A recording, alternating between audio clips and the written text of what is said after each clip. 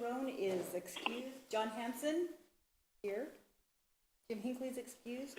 John Hanson is here. Okay. Gene Kirkham, Yes, I'm here. Steve Lesueur, Yes, I'm here. Mary Mandela, I'm here. and Deborah Sixt is excused, and we have a quorum. Okay. Can you follow me in the Pledge of Allegiance, please? I pledge allegiance to the flag of the United States of America and to the republic for which it stands, one nation, under God, indivisible, with liberty and justice for all.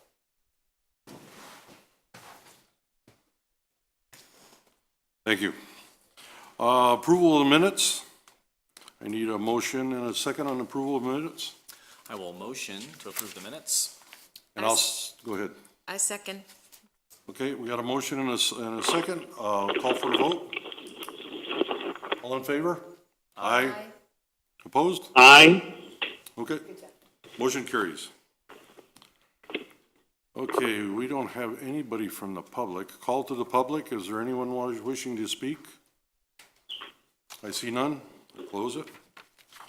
Okay, we got reports. Report from the Airport and Economic Development presented by, well, Gary's not here. I imagine, I was going to say Morning. good evening, but good afternoon, everybody. My name's Steve Johnston. I'm your new airport manager. So I'll give a very brief report for Mr. Kellogg. This is my third week here, 2.5 weeks actually. We had a successful Airfest event out at the airport on Saturday the 6th. The estimate is about 3,500 people that attended. This last Saturday, the 20th, we had the Experimental Aircraft Association, EAA. They did a Young Eagles flight for kids between 7 to 18. That was successful. Projects we currently have underway is a runway crack seal project for runway 213. Terminal re-roof, if you've been out to the restaurant, is in the process, and then that'll be on top of that an interior remodel. The airport master plan, we meet with the consultants tomorrow and Thursday and start setting that up. And then runway marking repaint project will be coming shortly. And then we'll be continuing to look for opportunities to expand airport businesses. Any questions for a newbie? any questions? Seeing none? You had some? Seeing none? Thank you, sir. Thank you. Appreciate it. Okay, moving on. Item B, Industrial Park, presented by Bradley Bennett. Report to the airport. Bradley? Hey guys, good afternoon. So 3 weeks ago, I think most of you guys participated in this. This was the Chabin Concepts came out. They met with all of us and local stakeholders in the community. They've since gone back. They're going to take all of that information that they've gathered, accumulated, and we expect to hear back with an update in the coming month with a report on that. And at that point, we'll give you guys an update. Also, out at the airport, pleased to announce we finally got the rollover sign installed. One of the things that the CAMA group probably 6 years ago brought forth as something they'd like to try to mitigate was to have trucks roll over as they exit the park onto Route 66 because of the angle. They've had more than a few of them tip over there. And so that was installed this last month since our last meeting. It's very noticeable, and we've gotten a lot of kudos for getting that done. In the last month, we've had a lot of heavy rains out there, and with that comes a lot of debris on the roads. So we took action right away prior to the Airfest. That big heavy rainfall came, and we got that all cleaned up going into that, and then we reached out to the county and Public Works, as those roads are maintained by the county, and part of that system, they maintain certain roads and some of them they don't. But one of the things that we are working on is to continue to foster that relationship, build a good relationship to where we can work with them on general maintenance and cleanup when not only things like this happen, but in getting those roads repaired and ready to go as we continue to clean up the park. We've also completed the spreading of landscaping gravel between the airport cafe and the administration building. Really, that whole area is just coming together, looking really nice, and again, a lot of compliments from the businesses out there. They do see activity, they do see things that the city is doing to beautify the park, and they really do appreciate it. We are in constant contact with them as these activities take place, whether it is we're going to sweep the roads, or we're going to have some equipment out at the entrance of the park because we need to maintain the pumps from the rains, from the water that went down there. It's this constant contact with those businesses that show them that we're here, we do care, and we want them to be a successful business out there. We did finalize the lease agreement on the property at 4905 Interstate. The tenant is now in the building, and that, so that building was vacant for about 6 years. We came in and we were able to get it leased. We did some repairs on it, some landscaping around the outside of it. So all that's been done. Directional signs. Just yesterday, I ordered 7 additional directional signs at the corner of Mojave Airport, Interstate Way, for the following companies: Lamanco, Acton Welding, EECO and Elysium Tire Recycling, Cascades Tissue Group, Karnak West, Interstate Trailer Group, and Laren.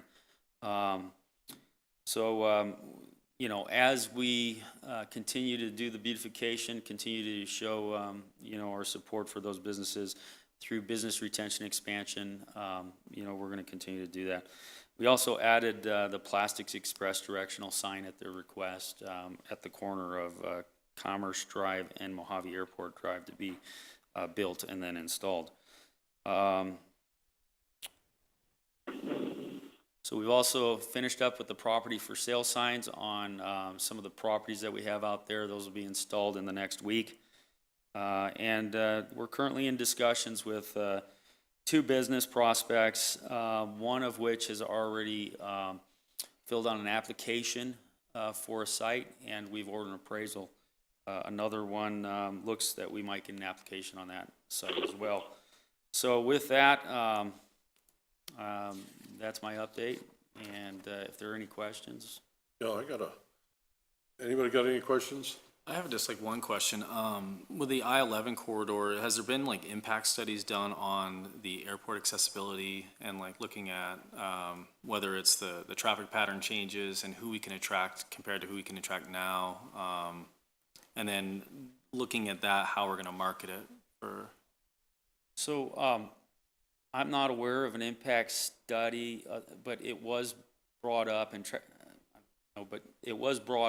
the through Chapin Concepts that access into the park is important when it comes to businesses choosing to locate. Mm-hmm. And I knew that as well, but to hear it from an outside source is always gives a little bit more credence to that. And so 2 access points into the airport is I believe vital to that, and that may that study in and of itself will hit on that.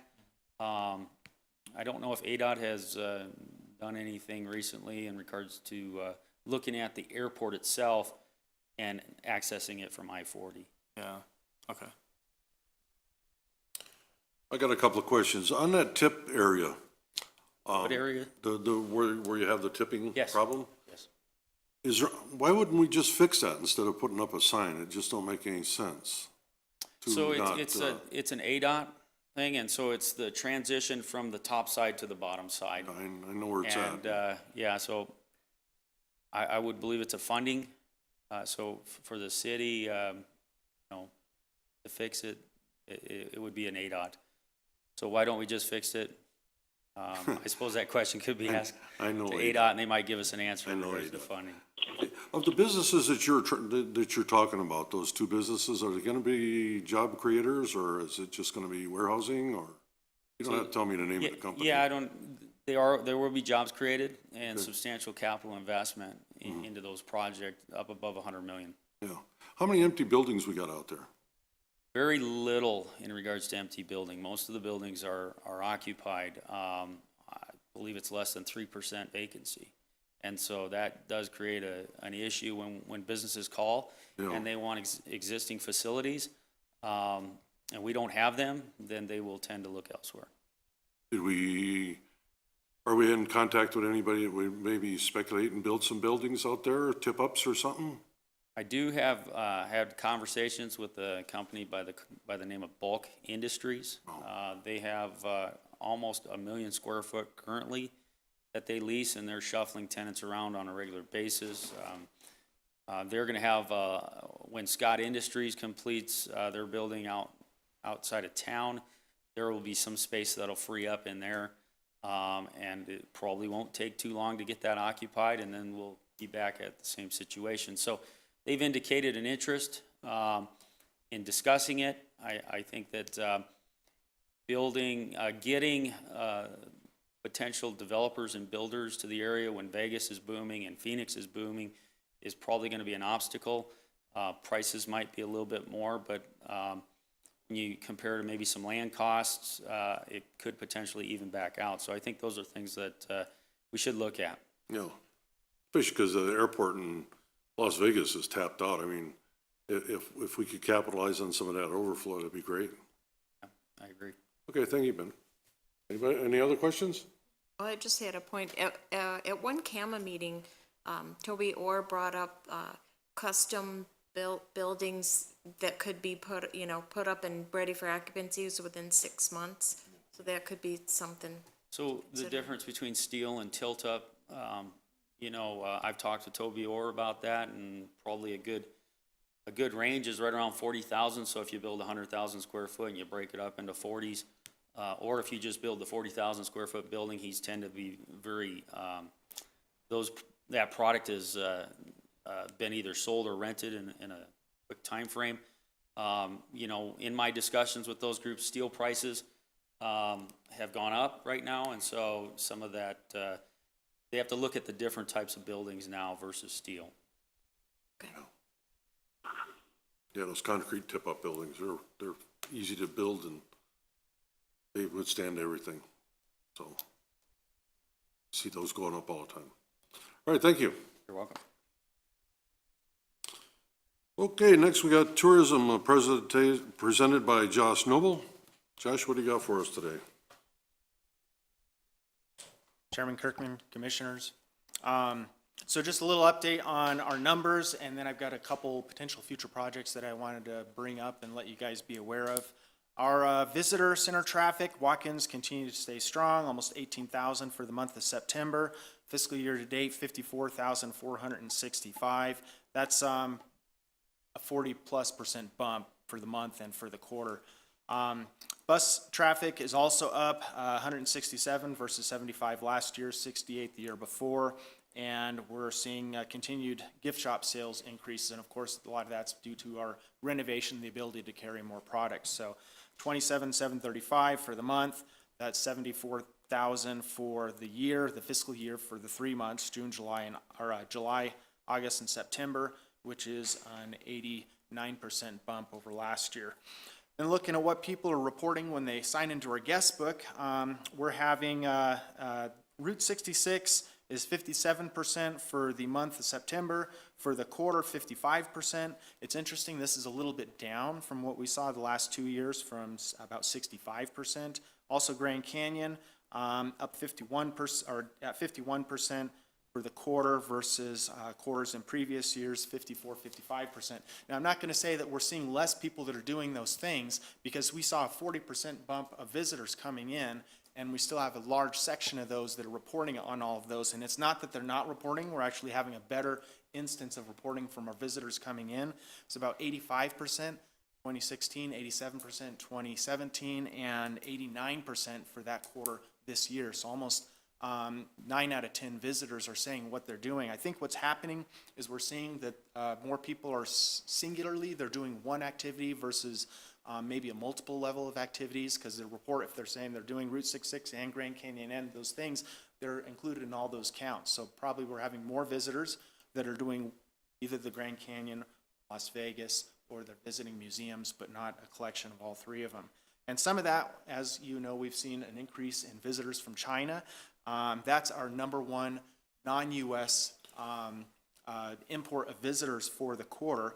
Our visitation, U.S. of course is number one at 47%, China at 7.6%, then it goes Germany, Spain, France, Italy, Canada, UK, Netherlands, Australia. Well, pretty much what China did, which if I'm looking at 2016 visitors to compare, it wasn't even in the top 10, and they've jumped to the number 2 spot. So they're a big influence on our visitation and why we're seeing a growth and why we might be seeing visitors that are doing singular activities versus a multitude. It may have something to do with that market. One other interesting note I have on that is Route 66 celebrated their centennial in 2016. The national parks started their year-long centennial in August of 16, which kind of went through summer 17. So we may see some of that. Reasons that they're not doing all of those things is because those had their big pushes and now that's down. Although with the Grand Canyon National Park in 2019 celebrating their centennial, we may see a bump up on that, and we're going to try to capitalize and make sure that Kingman gets good exposure with that. Because of China having their increased their visitation into the United States, we put in our budget to open a Weibo account. Now, of course, we're not going to manage that ourselves because we don't speak Chinese, and there's quite an application process. But we do have a company that are actually based out of Canada with their home offices in China, and they're going to be managing our Weibo account. We're in our final stages of those negotiations, and that'll be a 12-month. What is a Weibo account? It's like Facebook. Okay. So you have WeChat and Weibo. WeChat's a little bit more like Twitter. It's actually a little bit more blog-based. Weibo is more like Instagram or Twitter. It's more instantaneous. You get broader spectrum of exposure. It's not as direct, maybe not as valuable, but with WeChat platform, you've got to build your followers before you really have anything to base anything off of. So starting right off from the beginning, Weibo account is going to be a really good opportunity for us. And it's going to have So would you target that in China? Is that what you're thinking? That's correct. It'd be for the Chinese-speaking visitation, and that would get exposure for what Kingman's about before they're coming. So most of our marketing campaign, as you know, is through the Arizona Office of Marketing, Arizona Office of Tourism Marketing Cooperative. The major one that we have coming up right now is TripAdvisor. This is going to be advertising in when people are searching for area attractions and maybe overnighting in Sedona, Las Vegas, St. George, that will advertise Kingman into those and try to highlight that not only can they do Canyon or Grand Circle of visitation, but they can also incorporate Route 66 into that. So that'll be going from November of this year through June of next year. That's a monthly exposure. And then the next one we'll have coming up is WestJet Magazine. That's a magazine in a fly out of the UK, and that's a quarterly newsletter, so we're going to have an advertisement in that. We're also working on our 2019 visitor guide, working with Gary and some representatives in the hotel industry to try to figure out what content to put into that, what kind of format we want to have.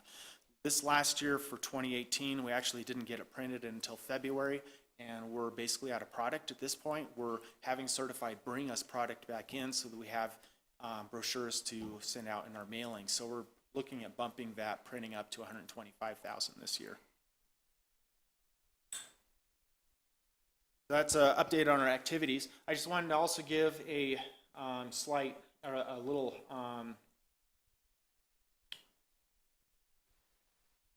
presentation on a couple of projects we'd like to work on. So the powerhouse entry sign, some of you may realize that it is not there. This is what it looked like in 2015, September. We just completed a renovation. It had nice metal poles and then new panels. It used to be on some old electrical poles, basically wooden poles, and it was pretty sorry looking. And then in May of 17, a California resident was on a high-speed chase, and he ran into the pole about 90 miles an hour. His car battery actually landed up pretty much in our right up at the doorstep of the powerhouse, so he hit it pretty hard, wrapping all the way around it. Destroying one of the poles. One of the poles is still there, and of course the footing of the other pole still remains. So we have some opportunity to use existing infrastructure to build a new sign, but all those pieces were carried away, and then they kind of, put them back together as best they could, and we've had a temporary sign since. In the meantime, when we were without a sign, which was about 2 weeks, there was a lot of confusion from visitors that could not find the visitor center. They saw the ADOT signs that were leading, and then they came that way and didn't find us. So we know the sign's very important, obviously, but we think that something a little bit more flashy really needs to go back up into there. So we've put in our budget this fiscal year to erect the sign, and the idea that we'd like to go with is the building is an Art Deco era building. Put a sign up that's Art Deco, that's Route 66 related, it's to the area of the history of the downtown, add some neon into it. This is something that we'd potentially like to look for some advice from this commission on, then, council.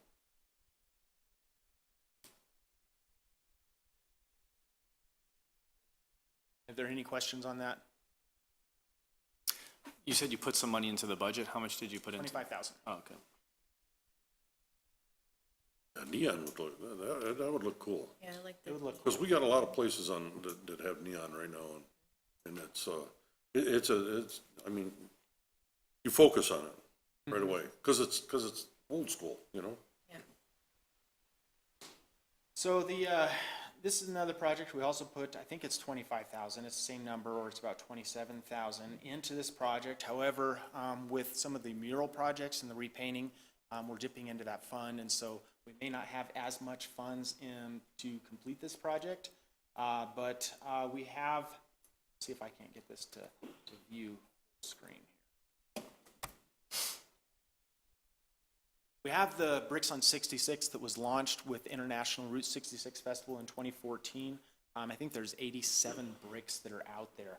A lot of those are being pulled up with the sidewalk reworking they're doing right now for ADA compliance along Andy Devine Avenue, and we're putting those in the powerhouse because we want to put up a interpretive walk and a signpost forest, and put up the Bricks on 66 over by the powerhouse. We have this nice space where there are existing mature trees.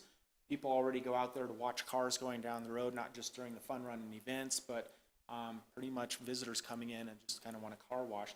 This is also right across from Locomotive Park, so it makes it could be a good extension to the park.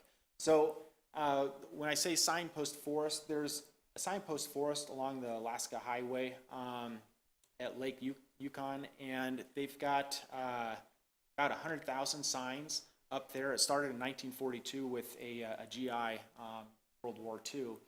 Put up a signpost saying so many miles to his hometown. It just launched from there.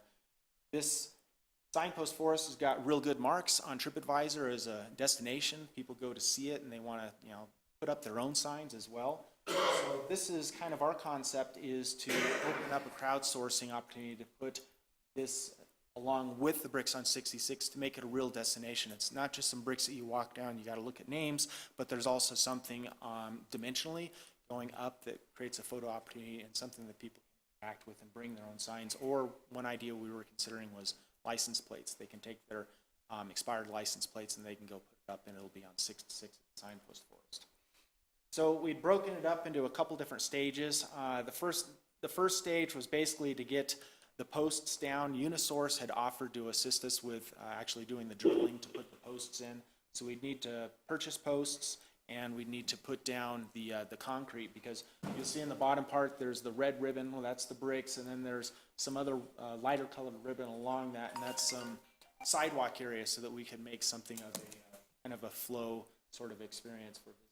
So we'd put all of that down and some decorative rocks so we can kind of clean this up. Put that down in phase one. Then phase two, we'd continue with putting the brick pavers down. We'd put up some informational signage so it kind of educates, well, this year's these things were happening on 66, these things were happening in Kingman. It ties us back into being the heart of Route 66 and shows the development, how they correlate. We'd also add in some benches, and our hope is that we can get some sponsorships to help out with this. There may be some businesses that want to have their names on the benches, or at the milepost where we have the interpretive signage. Have to brunt the full cost on the city side.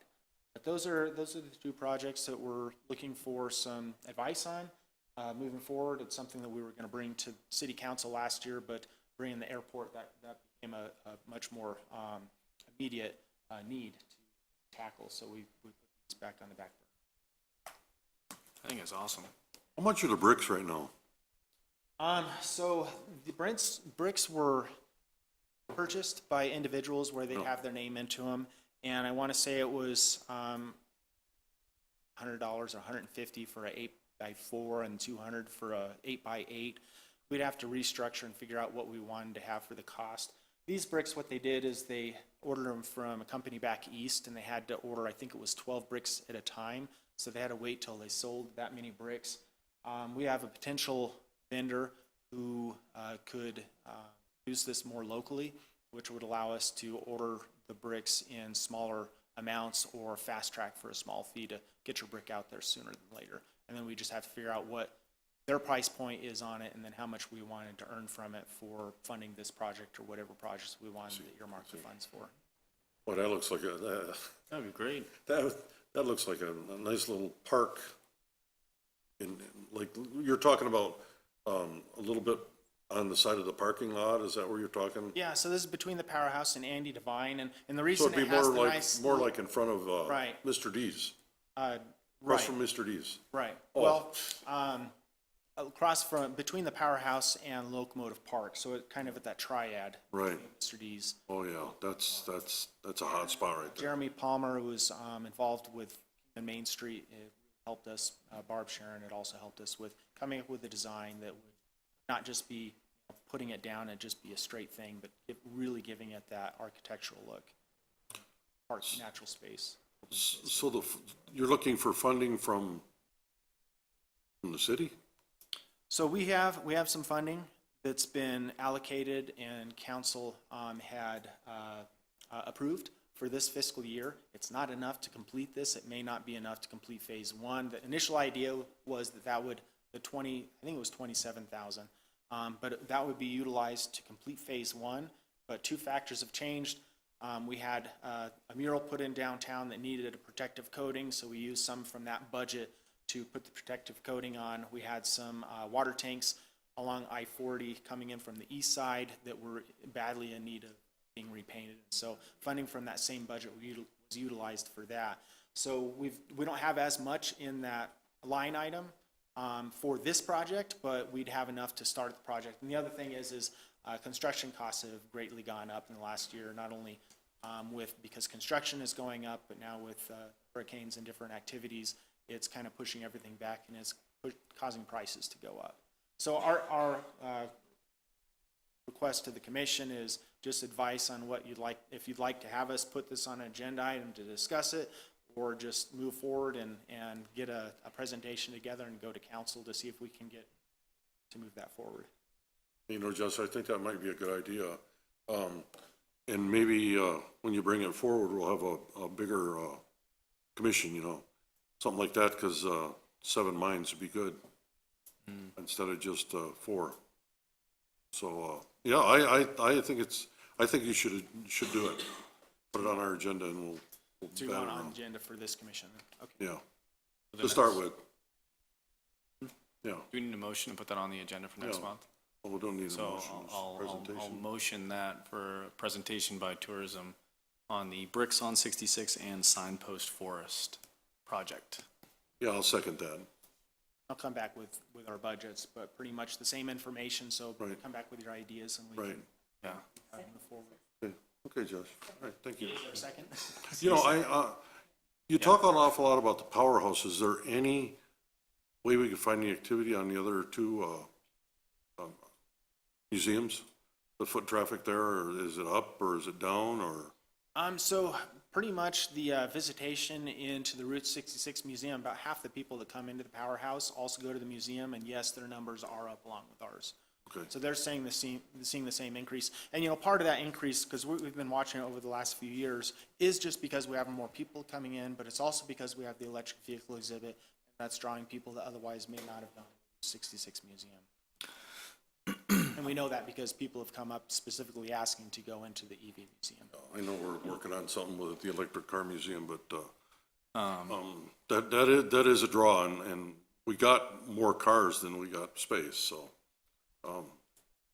Yeah, I guess as part of my report, I can say something to that. So the Peterson a museum out of California that had a whole electric vehicle collection, donated their 15 cars to the Historic Electric Vehicle Foundation. Last year, they brought their second delivery of 6 vehicles over to the Kingman Airport. We're trying to figure out how to get them into the proper storage space. We had to put them in a hangar because the truck that they were delivering them from couldn't quite meet up with the docks to deliver them into that space. So that's something we'll be working with Steve to do. There should be one more delivery coming. Sure, I think the last 3 I remain. think it's 3 left. One question I had was the traffic to the powerhouse. So the 130 something thousand, is that who actually signed in? Like physically signed in? We had fiscal year to date, 54,465. I'm trying to figure out where you might have gotten the 130. Last year, I thought it was 133 or something, So or, probably, yeah, for last year, it was about 130,000. That's not all that sign in, that's just those that walk into the door.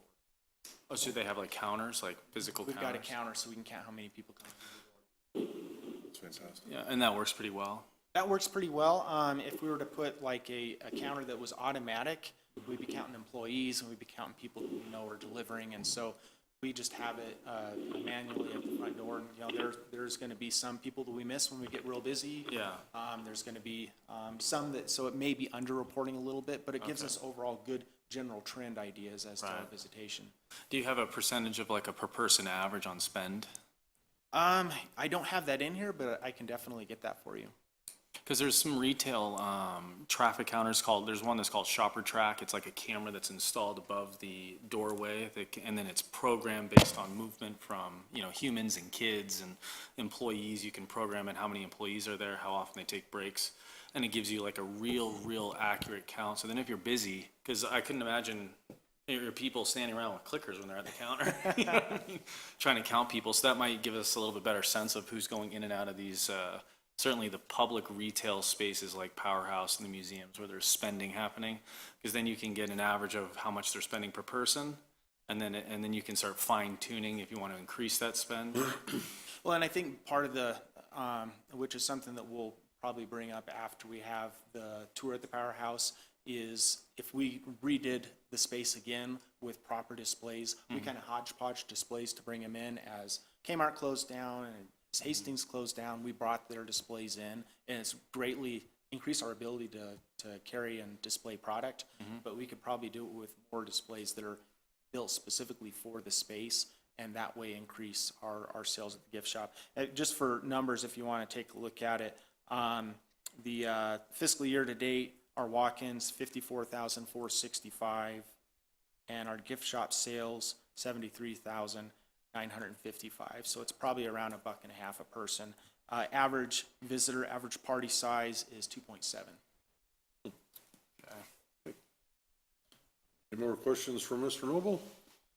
The only other questions were from like the last meeting, which is is there a way that we can put on the agenda for next meeting to look at the current lease agreement for the association gift shop? I think Gary was looking into that. Okay. Yeah. That was my only other thing. Yeah. All Okay. right, thank you. Nothing else? Thank you, Mr. Noble. Thank you. Moving on, new business. A funding request policy. That's our budget, right? Sorta. Yeah, I think this question came up by, in regards to whether or not you guys could spend money or if there were any policies in place for doing that. And so Gary's not here. I don't think that, he hadn't given us any type of policy direction at this point, Why don't so. we just carry it over for the Yeah, next meeting? that's what I would recommend. Okay. Okay, item B, tour schedule.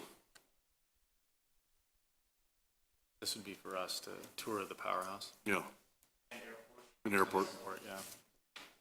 So we were waiting on, I guess, some time frames from you guys in regards to coming out to the airport and doing a tour. Whether I did have some committee members say that they just would like to come out on their own when they have time, and I would show them around. So that's always an option as well. Just if we can't all get together and do that in one group. I think think Gary wanted to try to do it in groups of two so that we didn't have quorum issues. So individually or groups of two would work for us. Okay. I would say whenever you guys are available, like if you guys just pick a couple dates and set them, November this, November that, Group A, Group B, and then based on our schedules, we'll try to, it's easier than, because I could tell you 55 different dates that are, times are good for me, and it's just different. So, Just so set would it be something. okay if we get back with you with a few dates? Yeah. And then you guys can pick them and then, we'll Yeah. reach you out. and- Yeah, that'd be good. That'd be good, because, and we're not all here anyway, so, you know, be better to, why would you do it in groups of twos? Just the quorum. Yeah, but you don't have to worry about quorum as long as you post it. But I think it's also everybody's timing. Okay. Okay, because on the planning commission, we used to do what we call drive rounds. We just had to post it on an agenda, and Yeah. that helped, that solved the quorum issues. Okay. Okay, so you're gonna come back with a few So dates? we'll follow up with an email to the group and then just respond directly to us and get you guys out there. Okay, Cool.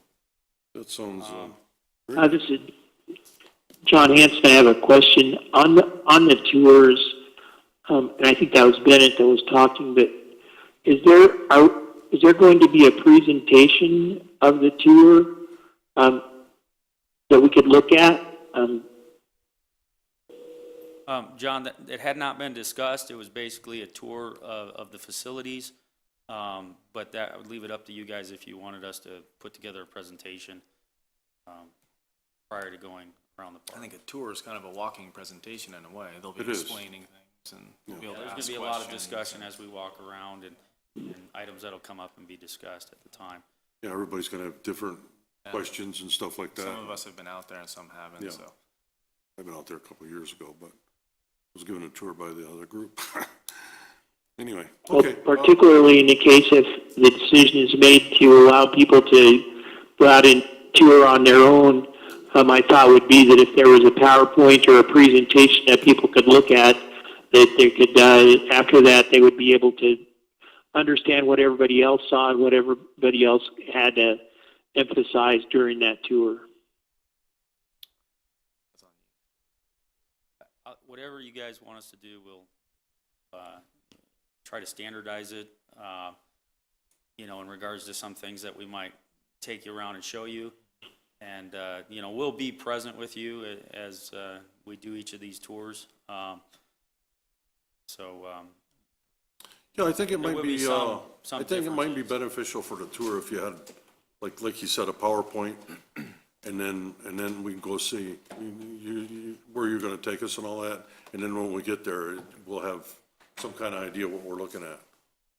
Or like an agenda. And like Yeah. the schedule work, Gene, that way it's something you can carry along with you and make notes according to, visiting gift shop conference space. Yeah, Yeah.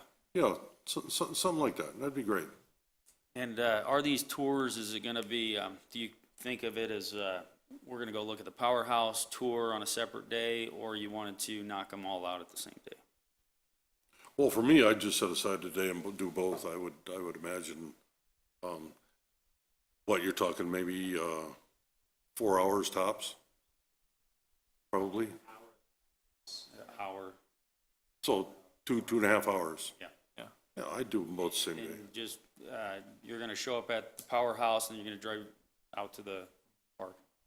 Work for you, Mary? Yep, that'll work for me. That'll work for us. Send us a few dates. Okay. And, be pretty beneficial. Nothing else? Okay, thank you. So you're gonna send us the dates, right? Yep. Okay, thank you. Okay, item C, the Opportunity Zone update. I'm really interested in this deal. All right, well, on October 19th, the Treasury Department did issue their proposed regulations, so those finally came out. And they were published, as we've discussed, the opportunities, the zones were designed to spur investment in distressed communities throughout the country through a tax benefit. The proposed regulations released, they clarify what gains qualify for deferral, which taxpayers and investments are eligible, the parameters for the opportunity funds, and the other guidances. The proposed regulations should be provided to investors and fund sponsors to qualify. The Treasury Department plans to issue additional guidance by the end of the year. What we've set up with staff is to have a conference call with a company by the name of Snell and Webler out of Phoenix to discuss different approaches to the city of Kingman can pursue in effect to take advantage of these opportunity zones located at the park. So this call is going to take place actually tomorrow, the 24th at 9 a.m. And my recommendation would be to potentially have one of the commission members to participate in that call, as well as potentially the board liaison or somebody from council as part of the process of looking at how the city of Kingman can take advantage of these opportunity zones. So it's at 9 o'clock tomorrow 9 morning? o'clock tomorrow morning. Here?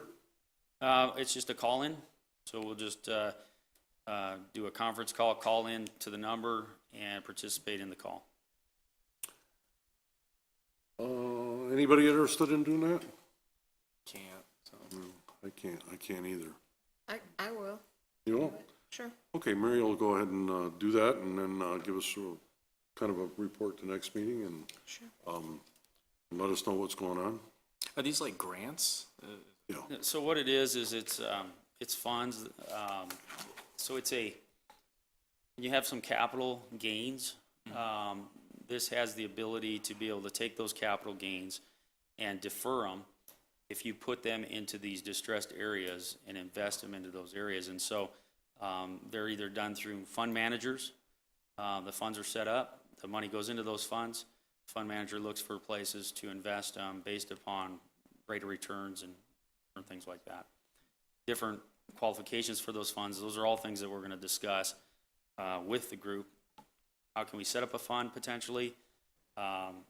Should we set up a fund?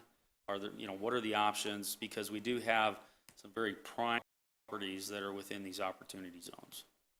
And so we want to market them. Any of those properties in the airport area? So the airport does qualify. Wow.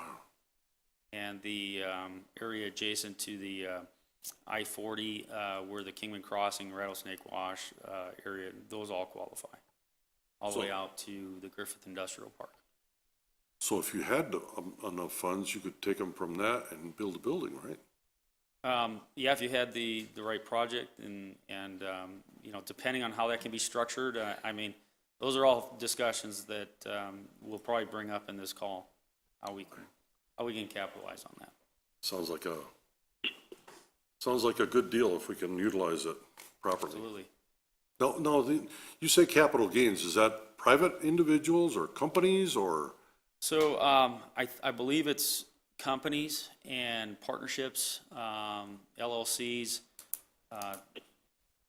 In regards to individuals, I don't know for sure, but we can ask that question if they do qualify, whether or not if they sell a stock and they can put off their capital gains and invest it in this project. Well, what I'm thinking is we have a lot of people like me retire and they move to Kingman because it's more economical to live and centralized and all that.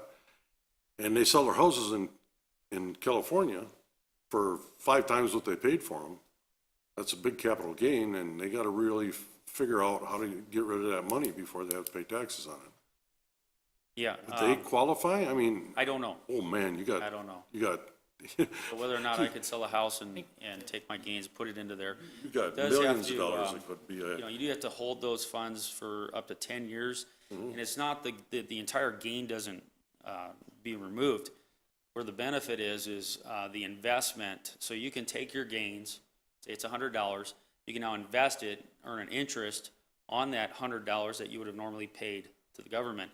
It's those gains from that investment that you would then, make money off of what you would have normally paid. I see, okay. So eventually, the government gets their money, but we could use it to make additional money and then not pay on that. See. Interesting. And it pushes that money into these areas that normally aren't seeing in the investment side of things. And with the stock market, you know, the money coming out, so you're gonna have a lot of gains that people are gonna be pulling out. They're gonna have them put in these funds, and they're gonna be looking for projects that qualify in areas that qualify, to put the funds. If you could take personal people, we could capitalize on a lot of money. Lots. Okay, well, that sounds good. Any questions for Mr. Bennett? Thank you, Mr. Bennett. That sounds very interesting. Okay, item 5, announcements by commission members. This covers any meetings or presentations that you attended, or anything you want to put on future agendas.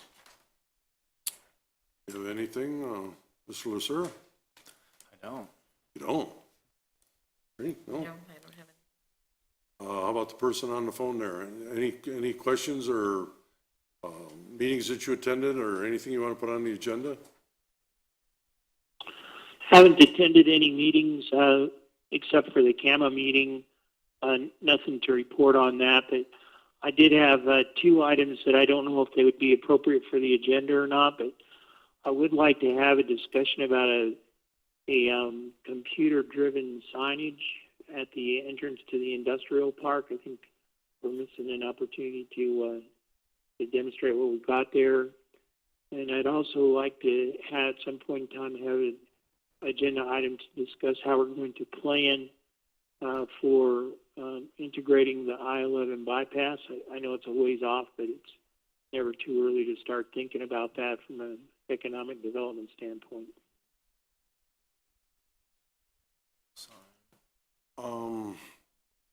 I think probably both of those should go to the airport commission instead of here.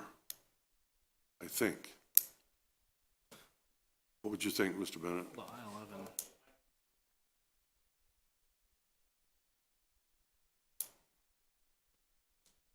I think it has a lot to do with economic development. So, Okay, what was the other, there was the computer-driven signage, you know, business retention, expansion, dealing with the business out there, that's economic development. Integrating the I-11 bypass, it has everything to do with infrastructure and economic development. okay.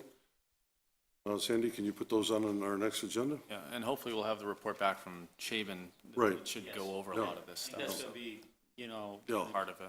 that report is gonna be very, Yeah. Did they have a timeline that they were gonna present it? Is it, what I heard is, I did send them an email for an update, they haven't gotten back to me yet, so, you know, I had heard this next month will be an update of where they are with the report. okay. So the final report, I don't have that answer to your question on that. I can get back with you and find that That out. works. All right. Okay. I would just say I did attend that Corbin meeting, and I was pretty impressed. I heard an awful lot of stuff that we've been talking about for years, and it just don't go nowhere. But I think at the present climate and the TPT money we're getting, I hope we're going to still get it. I think we can move a lot faster on some of these projects that we've been putting off forever, and get it going, get this city moving. One thing I did want to bring up is, you know, many cities I go to, they have like kiosk signs where they place them in a certain area, and it says there's the business district or the entertainment zone or the, you know, stuff like that. And I know we got a couple in front of the powerhouse, but I think they would be beneficial to have some on Beale Street, and maybe Locomotive Park and certain areas like that have like almost like a little map says, you know, this is here and this is there, to direct people not only to the powerhouse, but you know, we got a historical district down there, entertainment district that we got to make sure we got foot traffic on that. And also, you know, you could say that I mean, there's any number of things that you could put on these signs and direct people. I know you see people come up and they go, they don't know. But one of the things in the remodel of the airport, we are gonna put a kiosk like that with the other things out at the airport. Yeah, I know we're doing it at the airport, but, Well, I'm just, that is one of the things that we are. oh, you're looking at it. Airport, Okay, to upgrade the technology and put that out there. That's never been out there, so. yeah, okay. And that'll be all done with the remodel of the terminal. Oh, great. Yeah. Another thing I was noticing, you go to the powerhouse, Josh, and you get a booklet, things to do in Kingman. 90% of the stuff in that booklet or handout is outside the city limits. I think we need one that's just for this stuff in the city. We got the electric car museum, we got powerhouse, we got, you look at the pamphlet now and it says Grand Canyon and Skywalk, and I'd rather keep people in town for a while. Do we have speaking of that, do we have any of the guides to Kingman in other languages, like physical paper ones? Like available, like, cause or is this like a weird discussion part? Oh, okay, all right. All right, forget it. Sorry. Okay. Yeah, you can do it in a report. Okay, I've nothing else. Thank you for coming, Mr. Lingenfelter. Thank you. I guess you can't do what I asked, huh? Well, I don't have a definitive answer for that, but I will walk to Mr. Foggen's office and get a definitive answer after this meeting. Okay, thank you. Well, thank you for everyone coming. If there's nothing else, I'll entertain a motion to adjourn. So moved. So moved. I have a motion and a second. Call for the vote. Aye. Aye. Aye. Okay. Motion carries. Thank you. And thank you.